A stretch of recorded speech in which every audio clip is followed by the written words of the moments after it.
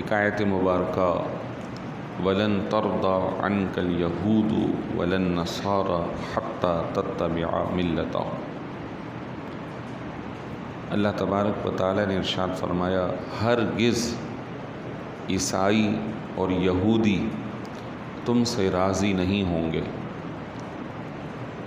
حتیٰ کہ تم ان کے مذہب کی اتباع شروع کر دو،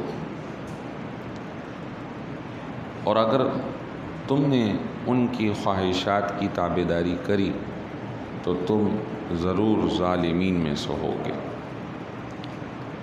یہ آیت مبارکہ آج یوں پڑھی ہے کہ ابھی آپ نے سنا ہوگا کہ یورپی یونین کے اندر پاکستان کے ایک قانون ناموس رسالت کے خلاف ووٹنگ ہوئی، قرارداد پیش کی گئی، اور چند ایک 7-8 لوگوں کے علاوہ 200 سے زائد لوگوں نے اس کی حمایت کی کہ پاکستان میں ناموس رسالت کا قانون ختم ہونا چاہیے۔ اب اس تناظر میں آپ ذرا اس حساس مسئلے کو دیکھیے کہ مسلمان اپنے نبی کریم صلی اللہ تعالیٰ علیہ وسلم کی عزت اور ناموس پہ کسی قسم کا سودا نہیں کرتا،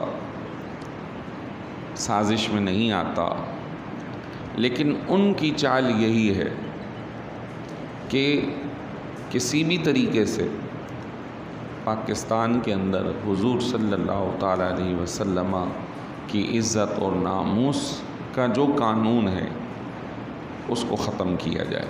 وہ قانون کیا ہے کہ جو بھی نبی کریم صلی اللہ تعالیٰ علیہ وسلم کی شان میں بے ادبی اور گستاخی کرے گا اور واقعی وہ ثابت ہو جاتا ہے تو اس کو سزائے موت دی جائے گی۔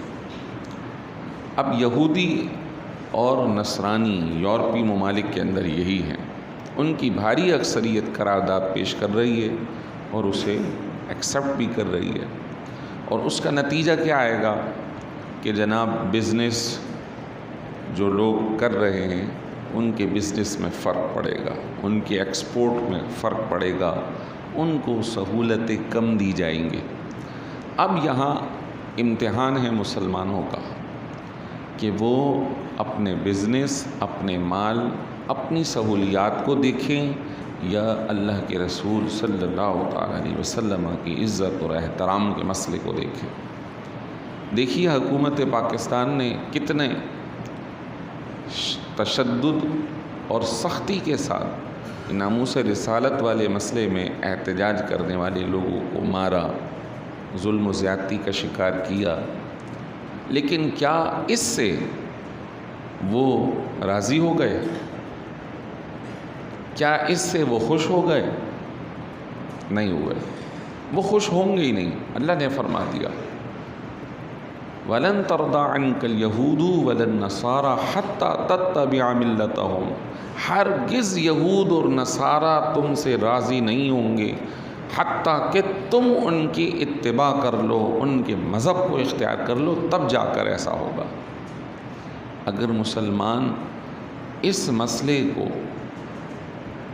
مضبوطی کے ساتھ تھام لیں کہ ہم کسی کی اتباع نہیں کریں گے، ہم اپنے مذہب اور دین میں آزاد ہیں، ہم کسی کے تابعدار نہیں ہیں، عزت اللہ دینے والا ہے، رزق اللہ دینے والا ہے۔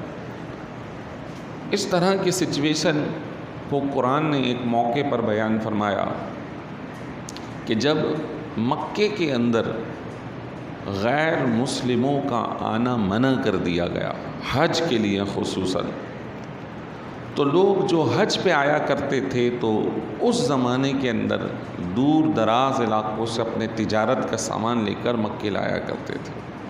گویا وہ حج کا موقع ہی نہیں بلکہ ایک بہت بڑی تجارتی منڈی کا بھی موقع تھا، بڑے بازار لگا کرتے تھے، ایکسپورٹ امپورٹ کا کام ہوا کرتا تھا۔ تو جب ان کو روکا گیا تو یہ خیال پیدا ہوا کہ اگر ایسے لوگ آئیں گے نہیں تو ہمارے ایکسپورٹ امپورٹ کا کیا بنے گا؟ تو اللہ تعالیٰ نے فرمایا سورہ توبہ میں، اور اسی سورہ توبہ میں ان کی آمد کو منع کیا گیا، اور اللہ نے ان کے جو عہد و پیمان تھے اس سے برات کا اظہار کیا، برات من اللہ و رسولہ، اللہ اور اس کے رسول کی جانب سے ان سے برات ہے، اللہ بیزار ہے ان سے۔ اور فرمایا یا ایھا الذین آمنوا، اے ایمان والو، انما المشرکون نجس، یہ مشرک ناپاک ہے، فلا یقربوا المسجد الحرام بعد عامہم ھذا، آج کے بعد یہ مسجد حرام کے قریب نہیں آئیں گے۔ وَإِنْ خِفْتُمْ عَيْلَةً، اور اگر تمہیں مفلس ہو جانے کا خوف ہے تو اللہ تبارک و تعالیٰ تمہیں بے نیاز کر دے گا، اللہ تمہیں غنی کر دے گا۔ اب یہ دیکھیے کہ اللہ نے اس سوچ کی نفی کی ہے کہ ہمیں کسی کا تابعدار نہیں ہونا۔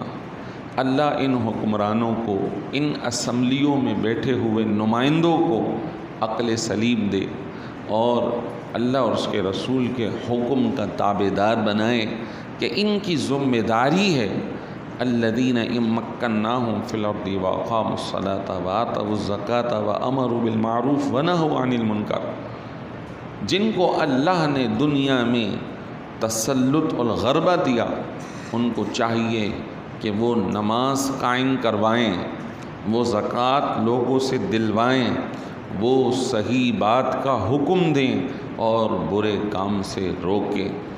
اللہ انہیں عقل سلیم دے اور مسلمانوں کو اس چیز کی سمجھ عطا فرمائے، عام بزنس مین کو اس بات کی سمجھ عطا فرمائے۔ دیکھیے کہ ان کے قرض کی وجہ سے ایک قانون اور پاکستان میں نافذ ہوا یا ہونے جا رہا ہے، فیٹف، اس کی بنیاد پہ مساجد مدارس کو بہت سختی سے روکا جا رہا ہے۔ عام عوام کو تو نہیں پتہ، لیکن مساجد کے اکاؤنٹ بند کر دیے۔ یہ کس چیز کا کام ہو رہا ہے یہاں پر؟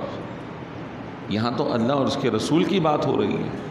جو کام حکومت کو کرنا چاہیے تھا وہ عوام از خود کرتی ہے، نہ گیس فری ہے نہ بجلی فری ہے، یہ فلاحی جگہ ہے نا، لیکن یہاں پہ جب اس کے یونٹ بڑھ جاتے ہیں تو کمرشل بنیادوں پر گیس اور بجلی کے بل آتے ہیں لاکھوں روپے کے حساب سے۔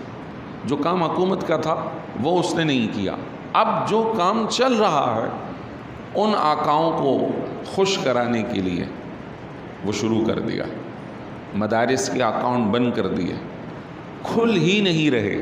کیوں جی؟ وہاں اللہ اور اس کے رسول کا کلام پڑھایا جاتا ہے، قال قال رسول اللہ پڑھایا جاتا ہے۔